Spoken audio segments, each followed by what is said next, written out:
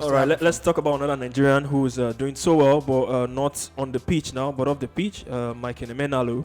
I want us to touch on Emenalo. He's been linked to the football director job at Newcastle. I mean, he played for. He's no somebody who's known footballing wise, but he's played for the Super Eagles. Actually, he played for Nigeria. I don't know if you had any experience or your thoughts about that. I don't know any history about Emenalo as a player. You were a baby when Emenalo played for Nigeria, so I understand. So I recently found out that he actually had some caps for Nigeria, and he played at the World Cup in 1994. Wow. Yes. Well, but he's done so well. He made his name as a football director. I mean, we saw what he did at 10 Chelsea. years at Chelsea. Chelsea, bringing the likes of De Bruyne, Lukaku into the limelight as well. But Newcastle, we all know what is happening at Newcastle now. They recently confirmed Eddie Howe as the new manager. I don't know what you make of that appointment. Emenalo might come in. He's not confirmed yet, but he's the favorite at the moment to become the director of football. Now, what do you make of Emenalo, what he's done as a director of football in his previous clubs and this Newcastle position, and being a Nigerian? What do you make of this appointment if it happens? Being a Nigerian, I'm happy for him. I'm happy for the success of any Nigerian anywhere, because at the end of the day, another Nigerian might benefit. There is a possibility of another Nigerian benefiting from it. I've always said that successful people from any country going to another country to work is like sending your secret service, your spies, your agents to go to other country to spy and bring reconnaissance information to your country to help you strengthen your security and your development and your advancement. Okay, we're in the technological world. Look, when Arsene Wenger signed for Arsenal, there was only one Frenchman that had played in the history of Arsenal. But 22 years after, there are more French people that have played. I just wanted to mention Precious, and Precious showed up calling us. So let's take his call, because I wanted to make all this conversation around Precious. Hello, Precious. Good morning. Hello. Good morning. Yeah, good morning to you. Yes. Yeah.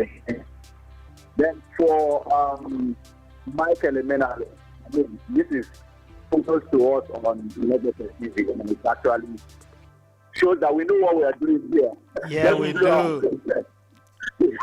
So I think I mentioned on the PSL that Newcastle have a template. You can proceed when you already have a template you can work with. They have the template from Chelsea. They have the template from Manchester City already for them to succeed. I mean, in a matter of time, I think around 45 players of the academy have played for the French team. For Manchester City, I think about 40 or 41 players. The difference will not be more than one or two, and I say that on good authority. I think about 40 or 41 players are for Manchester City team from their academy after the money came in from the Arab guys. Yeah, same thing with Roman Abrahamovic. And you can link this to Michael Emenalo. He did all of the groundwork for what Chelsea is currently experiencing today. And I think that on the long run, that is a model that Newcastle will also want to imitate. And there is no better way to do that. Some days back, you were elevated mentioned that Newcastle are priming themselves for some 10 years of domination in the English top flight. And if you want to do that, if you want to bring in somebody like Mike, he not only knows the academy at Chelsea, which is probably the best academy in Europe, or you can't argue against it. But the of their commitment. One of Galata, man of the match performances every day at Crystal Palace, this game, he has got about 7 goals and involvement in 12 games from winning back, and Andre Christensen. The list goes on and on and on. That is the guy you want to bring to fix his brain. And I think Newcastle, if he gets the job, which I believe he will, are doing themselves some very, very good service and starting up on the right. All right, thank you very much, Precious Omosue, for that one.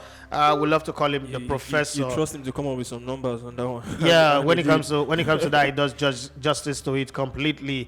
Emmanuel, what were we talking about before? Yeah, we're still on Emenalo. We're talking about Emenalo. Emenalo showed up and surprised everybody. Lived in the US, played some of his best football across the Atlantic Ocean, but then came up and played for Nigeria at USA 94, and he did well because we had a team then that had Ben Iroa, who was injury prone, but the coach felt like this guy had been a loyal servant to me. And that's one of the things we should understand why Ganatrop brought Odion back, who had been a loyal servant to me, and I'm not just going to drop him going to Nigeria's first whatever World Cup. So he took Benny Roa with injury, took Stephen Kechi, who was also not fit. I think clubless at the time, if I'm not mistaken. I took them to the World Cup, but then there was Chidi Wano as the deputy to cover for him, and then there was Michael Emenalo and Meka Ezugu and the rest of them. They went to the World Cup, they played, also surprised everybody and took Efani Koko. Not like Efani Koko was not good, but we didn't know that it was in Nigeria when he was playing for Wimbledon.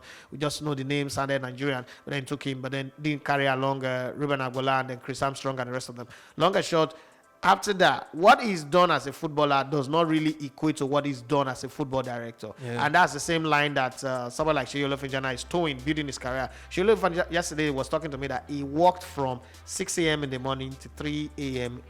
in the night. This yesterday morning, 6 a.m. next morning to 3 a.m. the next morning, he was working. I was like, even football director at Barcelona, Manchester United, and Man City don't work like this. I say yes, because you're working in a small club and they want you to give them what people have at Manchester City. You have to work very hard and extra hard. So he worked very hard. I like what Emenalo did. Emenalo was not concerning himself with the drama around Mourinho and the rest of them. He was just focused in an area that needed building. One, that area that he worked on has helped Chelsea to make money. If there's anything that has brought profit to Roman Abrahamovic's reign at Chelsea, it's not the trophies that they've won, but the products of the academy. And he did it very, very well, excellently well, that everybody, one of the persons from Nigeria who also, not just one anyway, but one prominent one is Kenneth Omeru. Because I remember when I interviewed Kenneth Omeru during the COVID, he said clearly that it was Emenalo.